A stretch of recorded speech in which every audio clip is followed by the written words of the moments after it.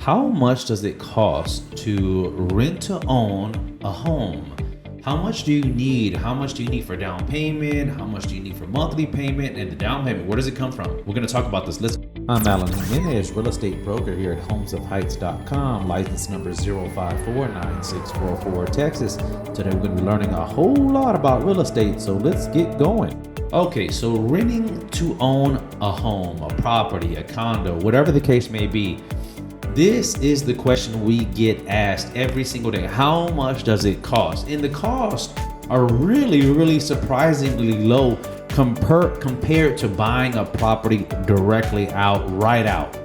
So we have a lot of advantages, pros and cons of buying a property through the rent to own process. So how much does it really cost to get, what is the total cost? So let's break this down. So let's say, for instance, the house, the property, the condo, whatever it is worth, let's say the property's worth $250,000. So it's going to matter a couple of things. They're going to look at what the property could rent for in that market area. So just because it's $250,000, it's not going to be $2,500. It used to be like that in the past, but things have changed. So it really depends on the market you're in. What is the rental rate that it's going for at the current moment? What are homes renting for at that specific time? Because demand changes, just like hotels and Airbnb, it fluctuates with the demand. So if there's a lot of homes available or properties that are available that are similar, then it kind of floods the market. So there's a lot of supply and not a lot of buyers or renters. So the demand is low. But when the demand is high and there's a low supply, then the prices go up. So it really depends. But let's say, for instance, just in this scenario, that the property, just for really easy, let's say it's worth $250,000. The mortgage on that's probably about $1,800 to $2,000. So let's just say he just wants to cover the mortgage, period. Just to pay the mortgage and pay it down.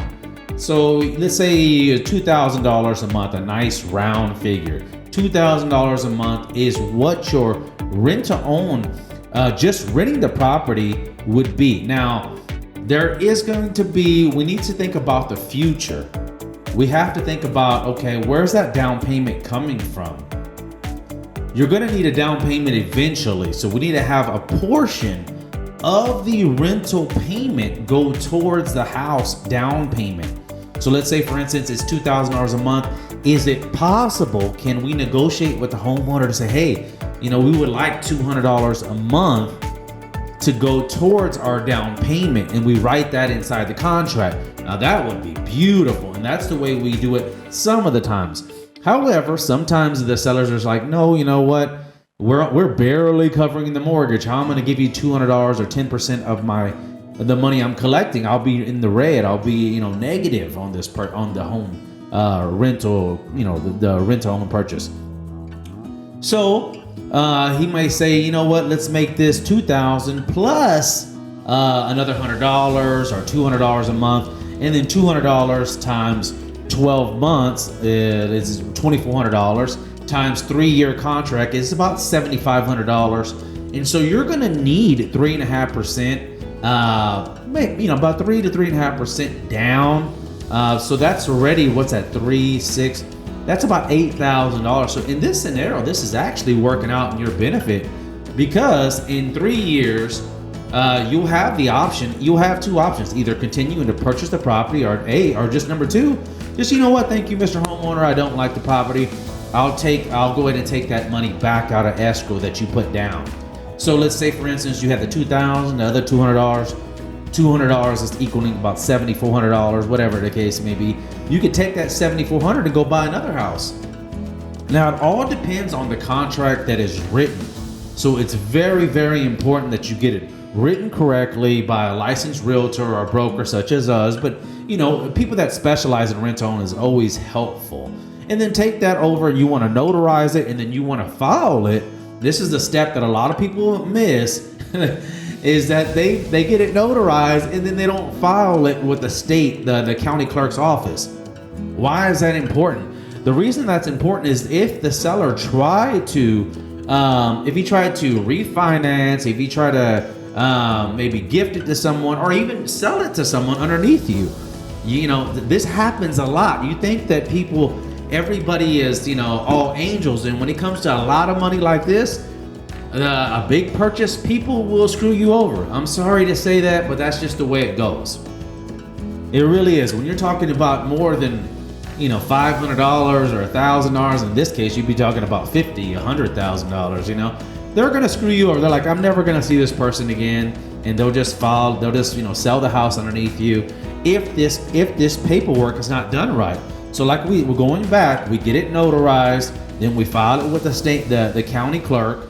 The reason why, so whenever he tries to sell the property, deed the property, some kind of change with the deed, the first thing that they're gonna do is look up with the county clerk what's been filed. So for instance, some other things that are filed with the county clerk are like liens, even a contractor, like a roofer came and did some work on the property, didn't get paid. Well, then he'll file a lien with the property and then file it with the county clerk. And it goes on, check with your lawyer, of course, but it goes on like the dates that it was, set on. So then it also goes on the precedence of the taxes. So taxes take first lien, the secondary lien will be the bank, and then the third ones will be like contractors. And then of course, it all goes on time. But of course, we'll talk about that on another podcast. But the important thing to know is that you have to notarize it and file it with the county clerk. And of course, you have to have the contract written out, perfectly, so that it protects your best interest. So I hope you learned a lot. And, talking about rent to own. So in summary, what does it cost to rent to own a property? This is what we're talking about today. What's the summary of this podcast? Okay, so basically you'll be renting the property just like the same as just the same as you always do renting a property. And what does that consist of? Depending on your credit, you're going to need a first month and a deposit. Okay? Now, a lot of times, especially dealing with investors, so sometimes an investor will step in and say, okay, well, if you rent this property for 3 years, I'll buy this property. He may require a down payment. So it's not always the case, but it is sometimes the case, and it also depends on the homeowner. These are not, the homes are not owned by a big corporation, like apartment complex. These are homeowners, so every one will be a little different. But in most scenarios, they'll ask you for your first month payment and a deposit. The second scenarios are going to say, well, they're going to have three scenarios. Second scenario will be first month, last month, and a deposit. So that's 3 months, really. That will be the case when somebody has really bad credit and they're worried about them leaving or not finishing out the contract. The third situation is where we get an investor involved and says, we'll buy that property and you can rent it from us, no problem. That's going to require anywhere from 3 to 5%, even sometimes even 10% down. It really just depends on who's the investor, who's the homeowner, and what your credit looks like. And then we have to explain this to the investor or homeowner.